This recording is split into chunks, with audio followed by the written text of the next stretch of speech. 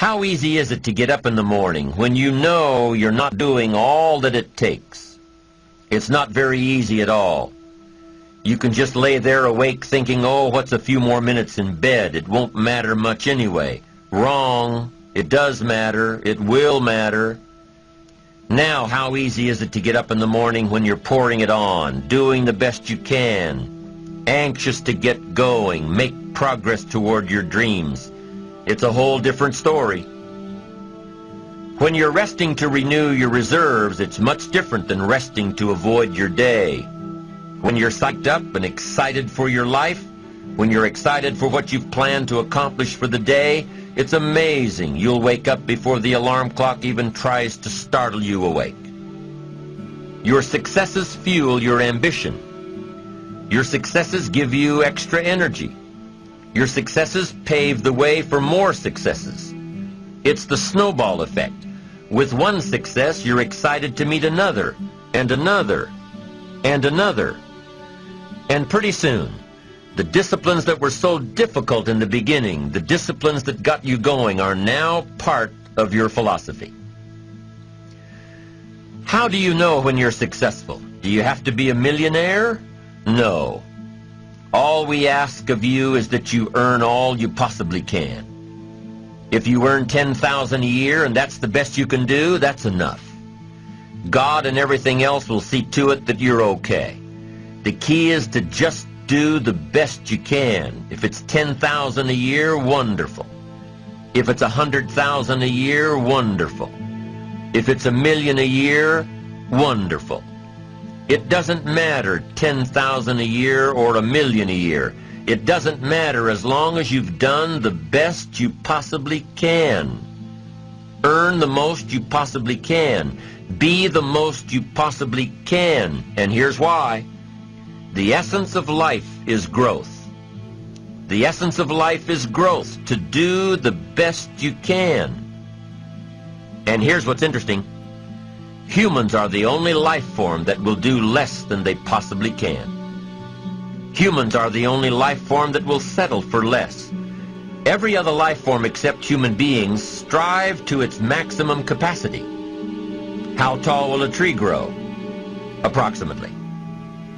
As tall as it possibly can.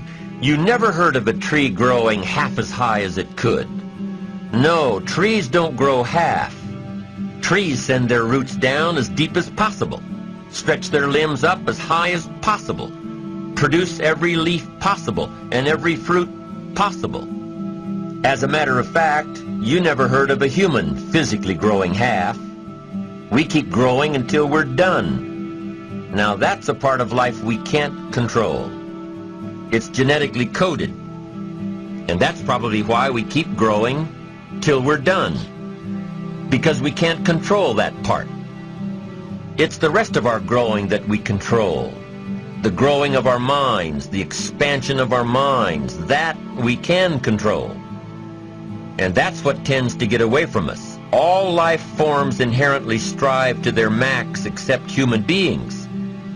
Now, why wouldn't human beings strive to their maximum possibility? Here's why. Because we've been given the dignity of choice. It makes us different than alligators and trees and birds. The dignity of choice makes us different than all other life forms. And here's the choice. To become part of what we could be, enough to get by, or to become all that we can be. My best advice for you is to choose the all. Earn all you can, make all the friends you can, read as many books as you can, develop as many skills as you can, see as much as possible, do as much as possible, make as much fortune as possible, give as much of it away as possible. The max. There's no life like it. I'm telling you, once I got on track, I've never looked back. Pick up the challenge. Go for it. Take the best of the two easies. Take the route of it's easy to get ahead. It's easy to do all you can. It's easy to succeed. It's easy to have financial freedom. The more you do, the more you get. So the two primary benefits of positive reinforcement are, number one, to build good habits, and number two, to create more energy to fuel your ambitions, your desires, your achievements. How can you isolate what's working for you and what isn't? How can you make sure that you are reinforcing your positive disciplines? Well, if it isn't apparent, easy to see right away, if what you're doing is happening in such small increments that you're not sure if you're on track, then you need to be writing it down. You need to keep a journal anyway. But if you really aren't sure that what you're doing is making measurable progress, you need to keep a written record. You need to write down everything that may be relevant in your day. What you did, who you saw, what you felt, how it may or may not affect you now and in the future. The best way to track your activities of the day is to write them down. The best way to track your activities of the week is to write them down. The best way to analyze your progress through the year is to have written it down. Why? So you can look back on it. Because by keeping a written record of your life, you will be more accountable. By putting into writing the action steps that you have planned, you will easily see what works and what doesn't.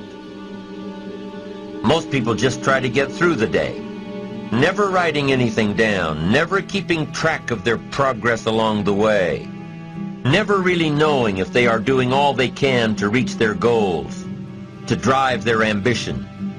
But gifted people learn to get from the day. They don't let a day end without picking up some valuable experience, some emotional content, some idea that may positively affect their future. To get the most from a day, to learn the most from a day, you need to be able to reflect on the day. And how can you reflect on a day unless you record it in history?